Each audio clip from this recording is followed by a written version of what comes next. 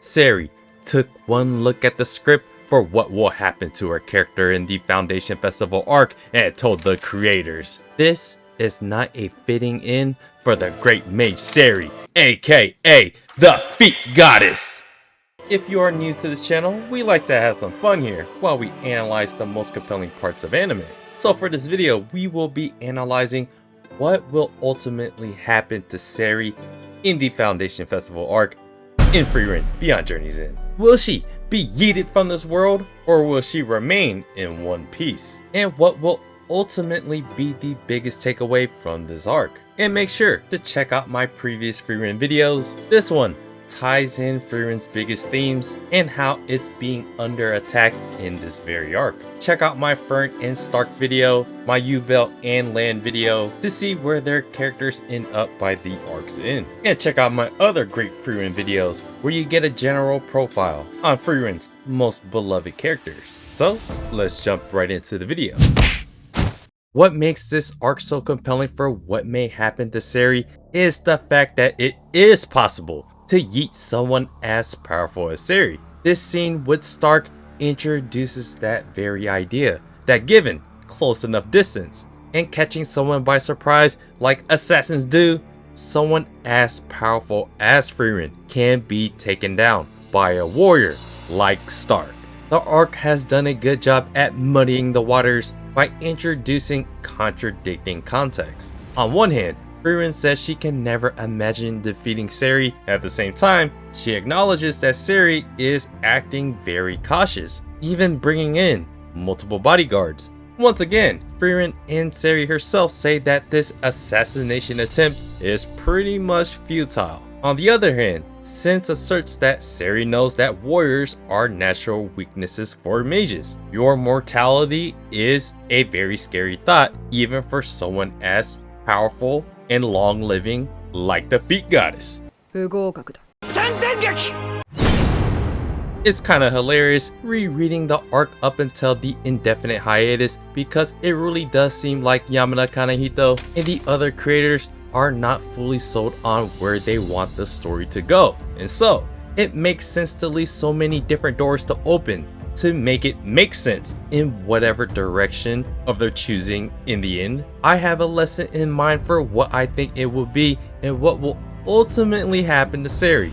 But before we move on to that, let's reevaluate the plot's premise and what these Shadow Warriors are society's undercover Himo the hero, but except being a symbol of generational riz. They are the shadowy, supposed non-existent movers and shakers of undercover elites that some may think of as the deep state. They once wielded the ultimate power of authority, do what they wish in the name of what's best for the Imperial Empire by yeeting threats unbeknownst to the Emperor. Like, how do you do that? However, 16 years prior, the Emperor found some common sense and ousted the Shadow Warriors from such authority, leaving them rogue, like the old man that lived his entire life on a lie to hopefully one day yeet some people on the hit list. Commander Reve is of another Shadow Warriors faction, wanting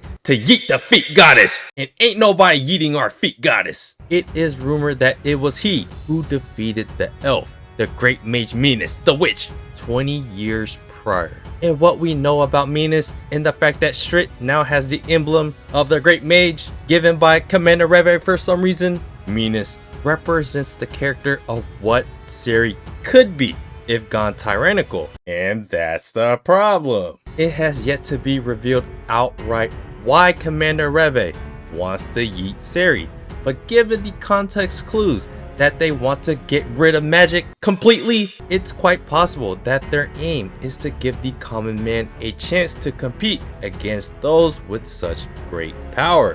I mean, if you saw someone like Fern shooting pew-pews, and you could be like, what if they can't shoot pew-pews? Humanity either has to get stronger, quicker, like what Serie already acknowledged during the flashback scene with Frieren, or in Commander Reve's eyes, getting rid of magic means evening the playing field by knocking down the world's strongest first. In order for humanity to move on, you have to survive and not be ruled over by apocalyptic threats. If someone like Frieren can't compete with Serie, and given how easily she could have taken out Mach, a tyrannical great mage Minas the Witch could end up being the tyrannical feet goddess. Where there is overwhelming power, there is a natural fear of it. So this makes the most sense for what the Shadow Warriors are trying to achieve by beating a pillar of the world's greatest magic user and hoarder of grimoires. Serie's greatest weakness is her hubris, or maybe it's just boredom. Going on hiatus after chapter 140 was a wild cliffhanger because it addresses almost everything we have questions about. What's going to happen between GoTP and Gorilla Dubs? We got an inch closer to Ubel's backstory, which may lead us to the real dynamic Ubel may seek with Megane. And from the character that the entire arc is centered around with Serie, she reveals that side of her hubris that basically dismisses the assassination attempt, but also acknowledges what she is doing by willfully walking straight into being bodied. It's something that Sense and the other first class mages would never approve of, which makes the mystery of what Serie wants to happen in this arc even more compelling. If we read into Serie's conversation with Sense, it seems like she just wants more out of life. I mean, living for centuries, you've pretty much seen it all. She's seen empires fall, rise, and every other magical spells that could have existed up until this point, she has it. Look at the total design of Serie. She's often looking unamused and bored, constantly testing her first class mages and being disappointed. The two times she genuinely put on a smile of extreme excitement was Fern noticing Serie holding back her mana and when she fought against Mach. I guess you can put in that one-time linear made her kneel as she put on a smile. I guess that would make it 3 times. Like how Zine ultimately chose the path of adventure over monotony, that parallels what Serie may be doing right now, which may be another reason why this becomes the perfect opportunity to bring back Zine's character. We are creatures that seek progress and adventure, which is also another reason that could lead us to our downfall. So how does Serie's assassination attempt tie into the broader scope of the arc? One other key thing to note is that Serie wants to test this batch of first class mages that went beyond her expectation when choosing a free spell when passing the first class mage exam, as it is possible that Serie is testing herself for this extremely risky situation. She's testing out the thesis for the potential of her first class mages that tie right into the foundation of this entire arc. That foundation is Frieren's master, Flame, the same child that Serie raised on a whim. The one catalyst that provided humanity with magic that was once ostracized as the magic of the demons is now magic for everyone. Characters on this mission like Fern that ask for spells like laundry cleaning, sleeping soundly, searching for relatives, searching for relative remains, and getting degenerate like Falsh, all represent Flame's side of loving magic for the beauty of it. That is probably another reason why Serie brought these specific first class mages with her for this bodyguarding mission.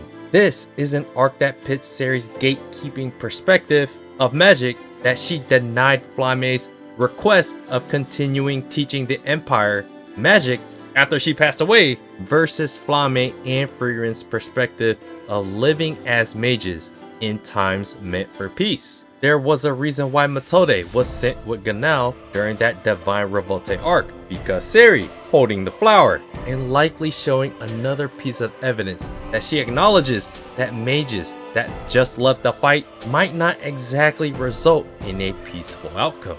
So shake hands! So what will happen to our feet goddess, and what is the biggest takeaway from this arc?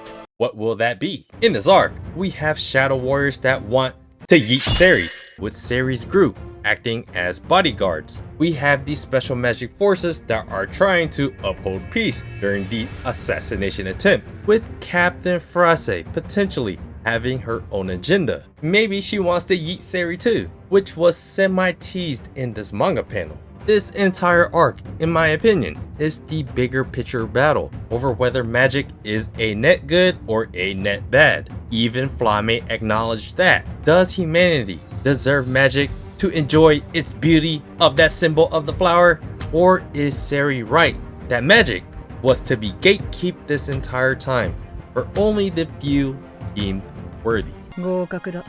Each side represents a portion of this broader idea, and how it can all be interconnected can be a bit convoluted in a sense depending on which side we are talking about, but ultimately Serie surviving makes the most natural and impactful outcome. I've seen many people comment that Serie should be yeeted, and it's not because I like her feat that I want her to survive, but it's the fact that she has to grapple with the fact that surviving and what she will witness will make her come to the full realization of that flower. Serie's perspective is wrong, and I think most Frieren readers and even the anime watchers would tend to agree. While being ambitious can be a good thing, it's not necessarily the peaceful outcome the common man wants, but it's a part of the contradiction of human nature. We always end up fighting against our own best interests. The search for power will always come with those that fear it. Besides demons,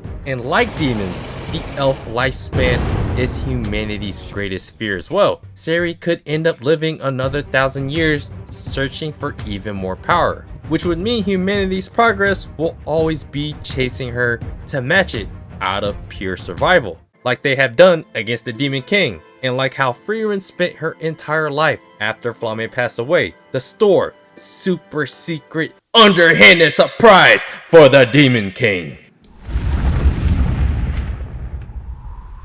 Ultimately, I think there will be a big brawl with many potential fatalities that may have a huge effect on her, that will ultimately change how she views the world that now has more magic in it. Frieren herself, when speaking with GoTP, acknowledges the potential for death in this arc that may include gorilla dubs. The entire purpose of this festival ball is to celebrate magic and Flame's role in gifting it to humanity. By the arc's end, I can see improving diplomatic relations between the Empire and the Continental Magic Association to uphold the peaceful side of what magic can bring, rather than the destruction that could make things go south.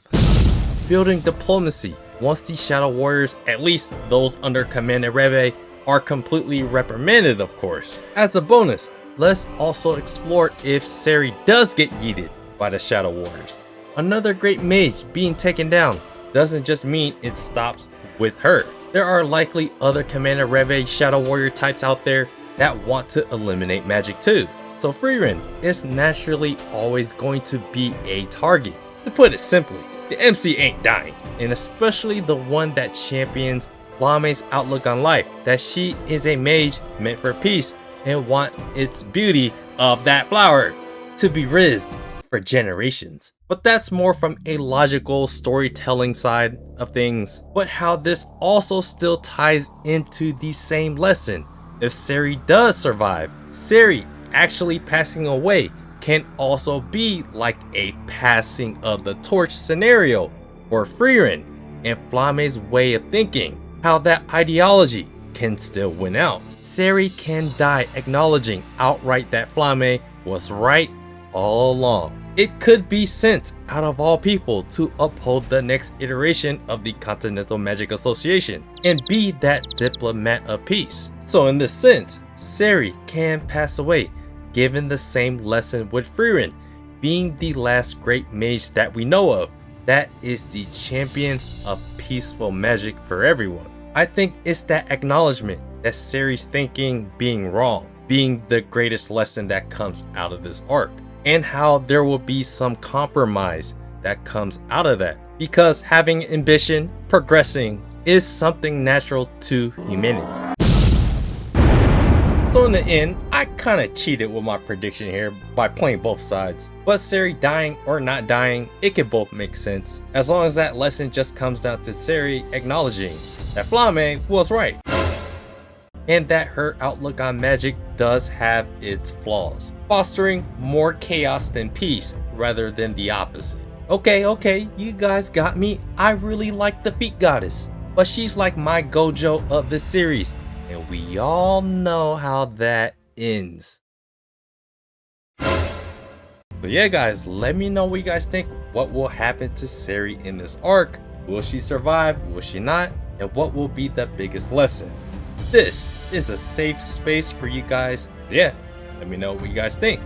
And do me a favor, hit the like button if you like the feet goddess. And subscribe to the channel if you guys haven't already. Check out my blog at otakusen.com. Appreciate you guys watching. I'll see you guys on the next video.